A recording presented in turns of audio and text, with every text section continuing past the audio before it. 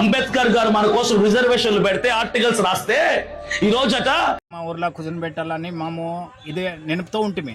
మాకు ప్లేస్ లేకుండా ఎక్కడ ఇది ఒక ప్లేస్ ఇక్కడ స్కూల్ పక్కన వాళ్ళ కంపౌండ్ కట్టినాక ప్లేస్ మిలిగిన ఏరియాలో ఒక ప్లాన్ చేస్తుంది.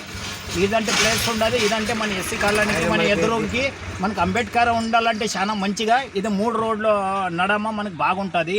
అందుకని వాళ్ళు చర్చి అంత పెద్దది ఉండదు కట్టియాలంటే అదేగా.